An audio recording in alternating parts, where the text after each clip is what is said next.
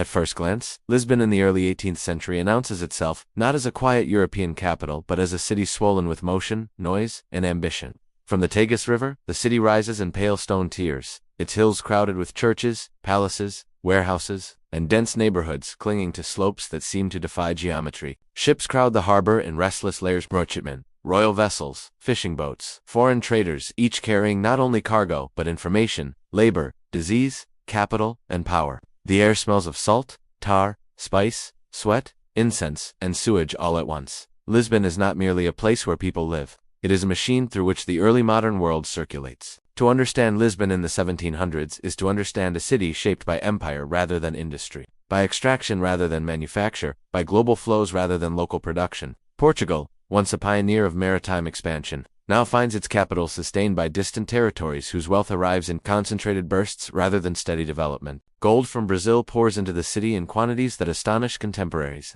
Diamonds, sugar, tobacco, hardwoods, and enslaved human beings move through Lisbon's port with mechanical regularity. Yet this wealth does not transform the city into an engine of industrial innovation. Instead, it reinforces a system of consumption, display, and hierarchy that freezes social structures even as money floods the streets. Walking inland from the docks, the city's economic logic reveals itself in layers. The Ribeira district hums with commercial activity, dockworkers unloading cargo, clerks tallying accounts, customs officials inspecting goods, sailors spending wages as quickly as they earn them, taverns spill noise into narrow streets. Money changes hands constantly, yet most of it passes upward, flowing into royal coffers, church treasuries, and aristocratic estates. Lisbon is rich, but its wealth is unevenly distributed, and the city's physical layout mirrors this imbalance with almost cruel clarity. The Baixa, the city's low-lying commercial heart, is dense and chaotic.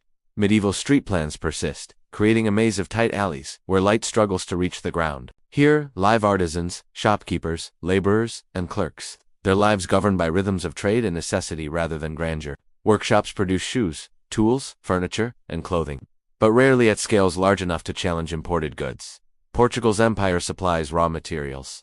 Foreign manufacturers, particularly from England, often turn them into finished products. Lisbon consumes what others make, and this dependency quietly shapes its future vulnerability. Above the Baixa rise the hills of Alfama, Moraria, Barro, Alto, and Chiado, neighborhoods stacked vertically by class and function. Alfama, one of the oldest quarters, carries the marks of Islamic rule in its winding streets and enclosed courtyards. Its residents include fishermen, sailors, and the urban poor, people whose lives remain precariously tied to the river and the sea. Moraia houses many of the city's marginalized communities, including descendants of converted Jews and Moors, their social mobility constrained by suspicion and surveillance. Barro Alto, by contrast, pulses with nightlife and intellectual life, its taverns and printing houses serving writers, students, and minor officials.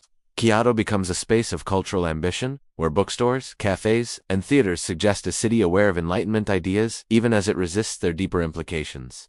Towering above these neighborhoods are the symbols of power that dominate Lisbon's skyline. Churches are everywhere, their bells punctuating daily life with reminders of spiritual authority. Monasteries occupy vast tracts of urban land, their wealth rivaling that of the crown. The church is not merely a religious institution. It is a major landowner, employer, and political force. Faith structures time itself through feast days, processions, and rituals that bind the population into shared spectacle. Yet beneath the devotion lies fear of heresy, of disorder, of divine punishment managed through institutions like the Inquisition, which operates openly in the city, shaping intellectual life through censorship and intimidation. Royal power, meanwhile, is theatrical and absolute. The Portuguese monarchy in the early 1700s governs through ceremony as much as policy. King João V, whose reign coincides with the peak of Brazilian gold inflows, embodies this logic perfectly. He spends lavishly on palaces, churches, and public works designed to project Portugal as a great Catholic empire, even as the country lags behind Northern Europe in industrial capacity and administrative reform.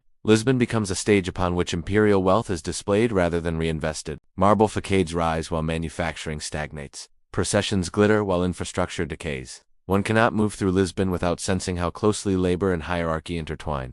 Enslaved Africans are a visible presence throughout the city, performing domestic work, hauling goods, building structures, and serving elites. Lisbon is one of the largest slaveholding cities in Europe, a fact often softened in later narratives but unmistakable in the 18th century. Enslaved people walk the same streets as nobles and priests, their unfree status woven into the everyday functioning of the city. Freedom, here, is not a universal aspiration but a privilege tightly guarded by law, race, and class. The port remains the city's beating heart, not only economically but intellectually. News from Brazil, Africa, India, and Asia arrives with ships, bringing stories of rebellion, resource exhaustion, disease outbreaks, and shifting trade patterns. Lisbon's merchants and officials are deeply aware that their prosperity depends on fragile global systems they cannot fully control. Storms, piracy, war, or changes in foreign policy can disrupt supply chains overnight. This awareness breeds both anxiety and conservatism. Risk is tolerated at sea, but feared at home. Social and economic experimentation feels dangerous when the city's wealth depends on maintaining existing arrangements. Despite this caution, Lisbon is not intellectually stagnant. Enlightenment ideas circulate quietly through salons, academies, and imported books. There are debates about science, navigation, engineering, and economics. Some officials recognize that reliance on colonial extraction leaves Portugal exposed. There are early attempts at reform, new schools, technical training, limited administrative modernization, but these efforts remain constrained by entrenched interests. The church resists secular education. The aristocracy resists taxation and reform. The monarchy fears destabilizing a system that, for now, still delivers gold. Daily life for most Lisbetans is marked by precarity. Food prices fluctuate with global trade and local harvests. Housing is overcrowded and often poorly built, especially in lower districts. Fire is a constant threat in a city of wood-beamed buildings and open flames. Disease moves quickly through dense neighborhoods, yet there is also resilience. Street markets hum with activity. Music, festivals, and religious celebrations offer moments of collective relief.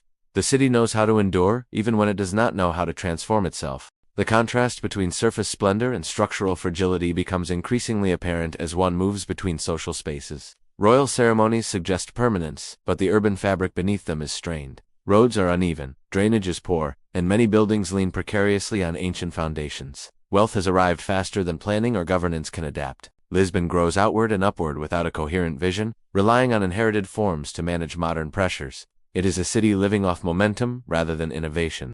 As the 18th century progresses, subtle shifts begin to unsettle this equilibrium. Competition from other European powers intensifies. Britain's industrial capacity allows it to dominate manufacturing while Portugal supplies raw materials and markets. Trade treaties bind Lisbon more tightly to foreign interests, limiting its economic autonomy. The city's elites benefit individually, but the nation's long-term development suffers. Lisbon's streets remain busy, its port crowded, yet the deeper currents of global power are moving elsewhere. Within the city, tensions simmer quietly. Artisans struggle against imported goods. The urban poor feel the pressure of rising rents and food costs. Enslaved populations resist through flight, sabotage, and subtle forms of defiance. Intellectuals push cautiously against censorship. Aware of the Inquisition's reach, these tensions do not yet explode, but they accumulate, stored within the city's walls like stress in stone. Then, in the middle of the century, Lisbon's accumulated contradictions confront a force no empire can negotiate with. On the morning of November 1st, 1755, as churches fill with worshippers for All Saints' Day, the ground begins to move. Buildings shudder, then collapse. Fires ignite across the city, feeding on wooden structures and narrow streets. The river surges inward, swallowing the docks and everything near them. In minutes, Lisbon's carefully layered hierarchy palace, church, market, slummets violently flattened. The destruction is not merely physical. The earthquake shatters assumptions about divine order, royal authority, and urban permanence. Wealth cannot buy stability. Faith cannot halt geology. Empire cannot insulate a city from natural forces intensified by poor planning and dense construction. Lisbon's death toll is staggering, its infrastructure annihilated. The port that once connected continents lies in ruins. Yet even in devastation, the city reveals its underlying logic. Survival and rebuilding become exercises in power. Decisions about whose neighborhoods are cleared, whose homes are rebuilt, and whose labor is used reflect long-standing hierarchies. The disaster exposes what had always been true, that Lisbon's grandeur rested on fragile foundations, both literal and social. In the aftermath, the city begins to change. Reconstruction introduces rational planning, wider streets, standardized buildings, and a new relationship between state power and urban space. But this transformation belongs to another chapter. What remains essential to understand is the Lisbon that existed before the ground gave way, a city at the crossroads of global trade, imperial wealth, religious authority, and social inequality. It was a place that looked outward to the world while resisting inward change, that consumed the fruits of progress without cultivating its engine. Lisbon in the 1700s stands as a portrait of an early modern metropolis suspended between eras. It is not yet industrial, but no longer medieval. It commands oceans but struggles to manage streets. It possesses immense wealth without broad prosperity, global reach without structural resilience. Its daily life, crowded and vibrant, masks a deeper vulnerability created by dependence on extraction rather than transformation. In walking its hills, docks, and markets, one encounters not only the past of a city, but an enduring question about how societies choose to use the wealth they acquire and what happens when they mistake abundance for strength.